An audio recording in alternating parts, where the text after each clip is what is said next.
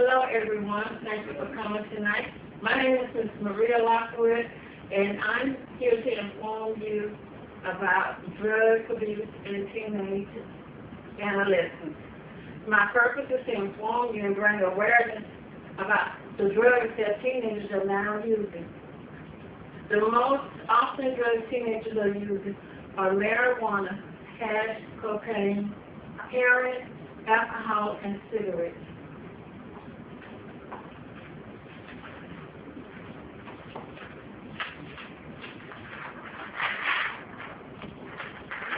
Okay. I'm going to give you the definition of each and how it affects the teenager mind. Researchers says that these drugs are causes mental illness.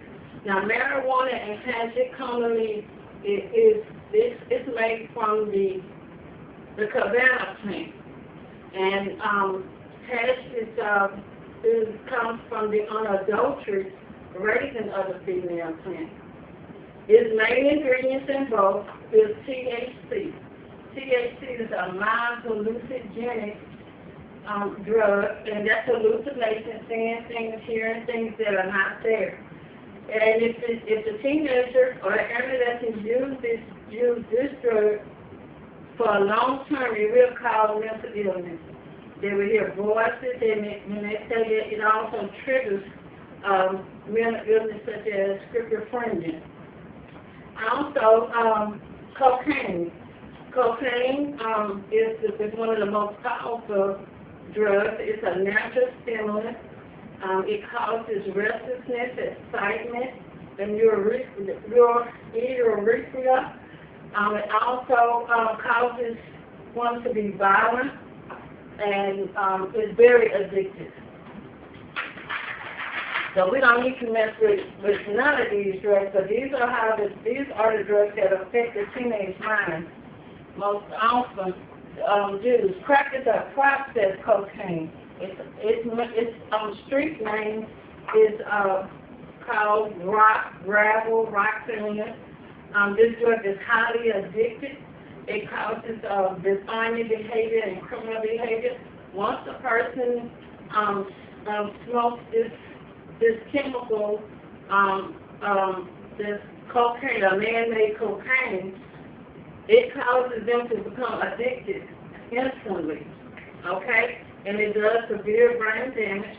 The person who gets addicted to this, they will do anything to get their high on. They call it a high up to get that same feeling they want to experience. They will rob, steal, and even kill to get this the next time. Heroin. I can imagine a teenager being on heroin, but there are some that are. And this is a narcotic. It's made from the opium plant.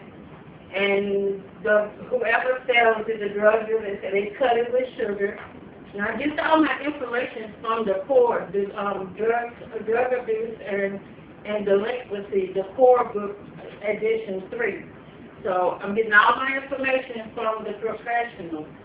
So, and they're saying that this substance, opium, that is cut with sugar and some other nutrient substance that we don't know of, they break it down to 1% to 4%. This drug is most dangerous. When abused, it progressively becomes overpowering to the person who's using it. Most people who use heroin, they're taking up intravenous. They're sticking a needle in their arm and they're cooking it, and it goes straight into their brain, to their blood vessels all over their body. And it's very addictive. And their mind, the physical, it messes with all your organs in your body. It affects everything and your physical appearance. Anyone who is addicted to the drug will do anything to get their next high. And the drug dealers who sell it most often take it to their advantage to get their money.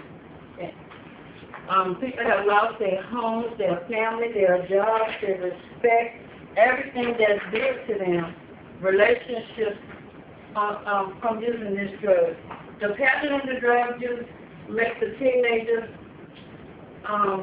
substance abuse completely dysfunctional. They have trouble in homes. They can't get along with their peers. They're not interested in school. They're not interested in anything positive but getting their fix. Their focus is completely gone. The way that they dress, their hair, the way they smell, the way their attitude, everything changes. So I advise the teenagers to not even get involved. If someone you know that's involved with drugs, just stay away from them if you can. And if you do care, if someone feels you can, just encourage them to stop. Okay? So I have another, the patterns of the drug that's used. Okay? The substance abuse for teenagers are national concern. The criminal justice and juvenile detention centers, they are most of their clients are from teenagers that have used drugs or been exposed to drugs. Either they were high because the defiant behavior. Most kids who are high get into trouble and cause arrest. That's how they know that from their behavior, defiant behavior, that they was under the influence of a drug. It could be the alcohol, marijuana, crack, or any other drug that I just said. So we're going to take that into consideration. The association between the drug abuse and the delinquent behavior, like I just said, it causes the teenagers to behave the way they do. The majority of the time when a teenager is being arrested, he's under the influence because either he has broken the law, but because he's a teenager, we arrest them, but we cannot treat them like adults. So what we have to do is refer them to get into the system, and social service come in, and we try to treat them by through education, let them know what they're doing to themselves, and encourage them to stay clean, get into something more positive that will deter their behavior to a more positive behavior, and they will be drug-free. Okay.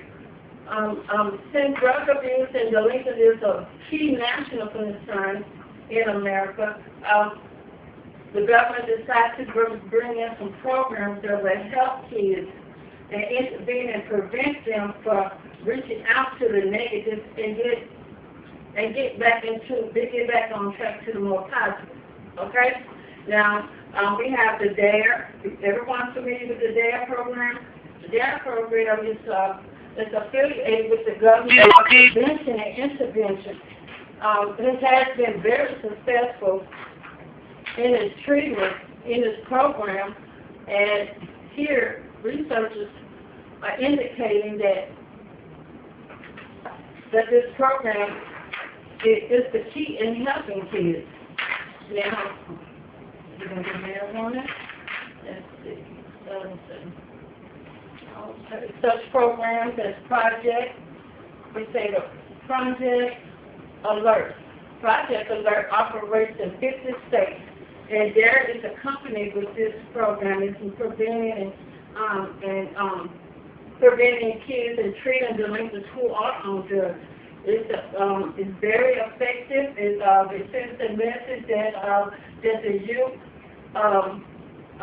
can go to other people and make an effort for change. This program